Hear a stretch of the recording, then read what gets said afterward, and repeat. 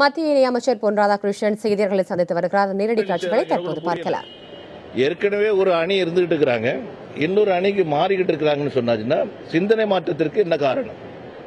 அதுவும் குறிப்பா இந்த நேரத்தில் சிந்தனை மாற்றங்களுக்கு என்ன காரணம்? ஏன் இவர்கள் அரசுக்கு ஆதரவு கொடுக்க மறுக்கிறார்கள்? இதில் இருக்கக்கூடிய குறைபாடுகள், அந்த குறைபாடுகள் சின்ன சின்ன குறைபாடுகள் இருக்குது அப்படிங்கறத சுட்டிக்காட்டி அதை தவிர்க்க சொல்லலாமே தவிர்த்து இதை ஒரு பெரிய போராட்டங்களமாக மாற்றக்கூடிய அளவில் இவருடைய சிந்தனையா போயிட்டு இருக்குது. இதனுடைய பின்னணி என்ன? இந்த நாட்டு மக்கள் உணர்ந்திருக்கிறாங்க. ஏற்கனவே 2G போன்ற பெரிய ஊழல்கள் இருந்து கொண்டிருக்கிறது. அதை யாரெல்லாம் சிக்கியிருக்காங்க அப்படிங்கிறது நல்லா தெரியும். அவர்கள் சொல்லக்கூடிய எந்த வார்த்தையும் நாட்டு மக்கள் ஏற்றுக்கொள்ள மாட்டார்கள்.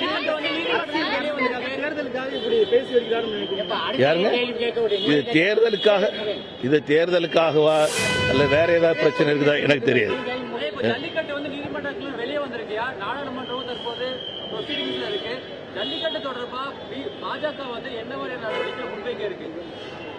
ஜல்லிக்கட்டு நீதிமன்றத்தில் இருக்கக்கூடிய பிரச்சனை தள்ளுபடி செய்யப்பட்டிருக்கு. தமிழக அரசாங்கத்துடைய மத்திய அரசாங்கத்துடைய வழக்கு கூடிய விரைவில் வர இருக்குது. நீதிமன்றத்தின் மூலமாக மற்ற நிலைகளிலும் எப்படியெல்லாம் அதை சரி செய்து கொண்டு வர முடியும் என்கின்ற முயற்சியில் நாம் இறங்குகிறோம். ஒன்றை தெளிவாக சொல்லுகின்றேன், முடியாது என்று சொல்லி விட்டுவிட்டு ஓடுவது என்பது இலகுவான விஷயம். விட்டு ஓடுவதற்கு நான் சார்ந்திருக்கக்கூடிய இயக்கமோ தயாராக இல்லை. 1% வாய்ப்பு இருந்தாலும் கூட அதை முடித்துக் கொடுக்கக்கூடிய வைராக்கியத்தோடு நாம் உழைத்துக் கொண்டிருக்கின்றோம். அதற்கான எல்லா முயற்சிகளும் எடுத்துக் கொண்டிருக்கின்றோம். எனக்கு இன்றும் நம்பிக்கை இருக்கிறது.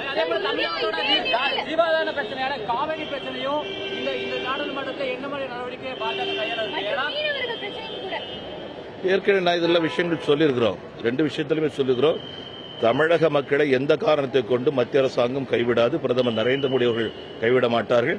இவரை விட்டா வேற எந்த பிரதமரும் இந்த அளவுக்கு கடுமையான நடவடிக்கைகளை எடுத்திருக்க முடியாது. காவிரியில் தண்ணீர் வருவதாக இருந்தாலும் சரிதான், மீனவர் பிரச்சனைக்கு தீர்வு காண்பதாக இருந்தாலும் சரிதான், எந்த ஒரு விஷயமாக இருந்தாலும் தமிழக மக்களுக்கு, விவசாயிகளுக்கு துணையாக இந்த அரசாங்கம் இருந்து கொண்டிருக்கின்றது. பிரதமர் நரேந்திர மோடி அவர்கள் இருந்து கொண்டிருக்கிறார்.